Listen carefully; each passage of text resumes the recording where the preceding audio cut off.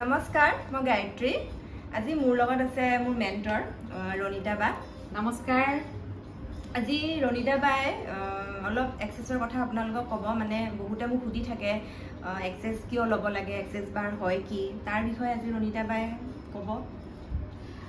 Access বাৰ্ছ হয় কি, আচলতে এক্সেছ বাৰ্ছ এটা মডেলিটি হয়। এক্সেছ বাৰ্ছ আমাৰ মূৰটো আছে ন, মূৰটোতে আমাৰ এনেকুৱা 32টা পইণ্টছ, মানে 32টা এনেকুৱা পইণ্ট আছে, যিকেইটা পইণ্টত আমি নজনাকৈ কিছুমান আমি থটছ থৈ দিওঁ, বহুত বিলিভছ থৈ দিওঁ, বিভিন্ন ধৰণৰ জাজমেণ্ট থৈ দিওঁ, বিভিন্ন ধৰণৰ কথা, কিন্তু আমি নাজানো। আমি যে থৈ দিওঁ আমি নাজানো। হয়তো এনেকৈ ভাবি লওঁ যে আমাৰ হয়তো কেতিয়াবা এইখিনি কথা, এইবিলাক আমি যিবিলাক চিন্তা কৰিছোঁ, কিবা কথাত আমি খং কৰিছোঁ, কিবা কথাত আমি দুখ কৰিছোঁ, দুখ লাগিছে, আমি এনেকৈ ভাবি থওঁ যে এইবোৰ কথা কেতিয়াবা হয়তো আমাৰ প্ৰয়োজন হ'ব পাৰে ভৱিষ্যতলৈও। সেইকাৰণে আমি কি কৰোঁ, আমি ষ্ট'ৰ কৰি থৈ দিওঁ। ক'ত ষ্ট'ৰ কৰোঁ? আমাৰ এই 32টা পইণ্টছতে। কেতিয়াবা আমি এই কাণৰ পিছফালে ইমপ্লাণ্ট বাৰ বুলি কওঁ, আমি এইটো ইমপ্লাণ্ট বেণ্ড বুলি কওঁ, ইমপ্লাণ্ট বেণ্ডত থৈ দিওঁ, বহুত থটছ থৈ দিওঁ।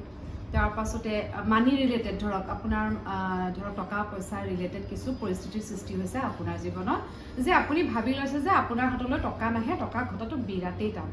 তেনেহ'লে সেই থটটো ক'ত যাব? আমাৰ এইখিনি এটা পইণ্ট আছে, তাত যাব। আপোনাৰ মনটো অনবৰত দুখেই লাগি থাকে, কি কৰিম কি নকৰিম বুজি পোৱা নাই। সেইবিলাক ক'ত যায় জানেনে? আমাৰ এনেকুৱা পইণ্টবিলাকত যায়।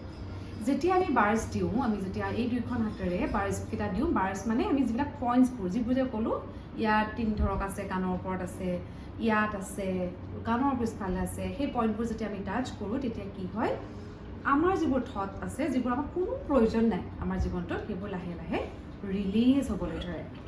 আৰু যেতিয়া ৰিলিজ হয়, তাৰপাছতে কি হয়, এই যে কম্পিউটাৰ বাটনবোৰ থাকে ন, কম্পিউটাৰত কি হয়, জাংক ফাইলছবোৰ আহিলে কি কৰোঁ, আমি ডিলিট কৰোঁ। ইভেন আমাৰ মোবাইলবিলাকতে হয়, মোবাইলবিলাকত আমি কি কৰোঁ, আমাৰ যিবিলাক মানে হেৰি হৈ যায় ন, শ্ল' হৈ যায়, শ্ল' হৈ যোৱাৰ লগে লগে আমি কি কৰোঁ, এইবিলাক ৰিলিজ কৰোঁ। ৰিলিজ মানে কি, ডিলিট কৰি দিওঁ। তেনেকৈ আমাৰ ব্ৰেইনটোতো যেতিয়া আমি বাৰ্ছ লওঁ, যিবিলাক আমাৰ প্ৰয়োজন নাই সেইবোৰ ৰিলিজ হৈ যায়। আৰু তেতিয়া কি হয়, ফাষ্ট কাম কৰিবলৈ ধৰে আমাৰ মূৰটোৱে, কাৰণ মূৰটোৱে সকলো ন আমাৰ। ফাষ্ট কাম কৰিবলৈ ধৰে, আমি ভালকৈ চিন্তা কৰিবলৈ পৰা হওক, কি কাম কৰিম জীৱনত, কি কাম নকৰিম, খং কমি যায়, কাৰণ খংটো অযথা আমি লৈ ফুৰোঁ ন, খং কমি যায়। ইভেন কয় ন, টকা পইচা মানি ফ্ল' হ'বলৈ ধৰে। মানি ফ্ল' কেনেকৈ হয়? টকা পইচাৰ প্ৰতি যিটো ধাৰণা আমাৰ, সেইটো চেঞ্জ হ'বলৈ ধৰে। যেতিয়ালৈকে আপুনি ভাবি থাকে যে এইটো পচিবল নহয় মোৰ কাৰণে, এইটো পইচা মোৰ নাহে, সেইটো কি হয়, বাৰ্ছ লোৱাৰ পাছত আমি লাহে লাহে কি হয়, সেইটো মানে আমাৰ কাৰণে পচিবল হ'বলৈ ধৰে। আৰু ভাবোঁ যে কেলৈ নাহিব, আহিবই। এই ধাৰণাবোৰ চেঞ্জ হয় যে মানি ফ্ল' হ'বলৈ ধৰে। অৱশ্যে এটা কথা, কামো কৰিব লাগিব, পইচা ঘটিবৰ কাৰণে মানুহে কামো কৰিব লাগিব, ঘৰত বহিতো পইচা নাহে। আৰু বেমাৰ আজাৰৰ ক্ষেত্ৰতো কৈ দিয়ক আপুনি। অসুখৰ ক্ষেত্ৰত বিশেষকৈ কি হয়, অবভিয়াছলি আমি যিখিনি মেডিকেল ট্ৰিটমেণ্ট, যিখিনি আমি চিকিৎসকৰ যিখিনি পৰামৰ্শ হওক, চিকিৎসা হওক, সেইখিনি আমি কেতিয়াও ডিনাই নকৰোঁ, আমি কেতিয়াও চেলেঞ্জ নকৰোঁ। সেইখিনি কৰিবই লাগিব, আমি প্ৰতিজনে চিকিৎসকৰ ওচৰত যাবই লাগিব যিহেতু অসুখ হ'লে। কিন্তু চিকিৎসাৰ সমানে যদি আমি বাৰ্ছটো লৈ থাকিব পাৰোঁ, তেনেহ'লে আমাৰ চিকিৎসা যিটো মানে আমাৰ কি হয়, এইটো যিটো মানে স্বাস্থ্যৰ যিটো আমাৰ হেৰি হয় ন, উন্নতি হয়, তাৰমানে উইল পাৱাৰটো বাঢ়ি যায়, সেইটো সোনকালে হ'বলৈ ধৰে। তাৰমানে আৰোগ্যৰ যিটো মানে প্ৰক্ৰিয়া, সেইটো মানে খৰতকীয়া হ'বলৈ ধৰে, সেইটোৱে হয়। আৰু ৰিলিজ কৰিব পাৰোঁ। আৰু কোৱা হয় যে আমাৰ ইম'শ্যনবিলাকেই কি হয়, আমাৰ থটছবোৰেই আমাৰ কি হয়, আমাৰ গোটেই বডিটোত থাকোঁতে ডিজ ইজ কৰি দিয়ে, গম পাইছেনে? ইজ নহয় তাৰমানে, ডিজ ইজ, আৰু সেইটোৱেই ডিজিজ, গম পালা? সেইটোৱে যিটো আমাৰ বডিটো যেতিয়া ইজ নহয়, সহজ হৈ নপৰে, মানে জটিল হৈ পৰে, সেইটোৱেই হ'ল ডিজ ইজ। আৰু এইটো আমাৰ এক্সেছ বাৰ্ছৰ যিখন মেনুৱেল আমি শিকিছোঁ, তুমিও শিকিছা, এক্সেছ বাৰ্ছৰ যিখন মেনুৱেল, তাত খুব ধুনীয়াকৈ লিখা আছে কথাখিনি। সেইটোৱেই কথা।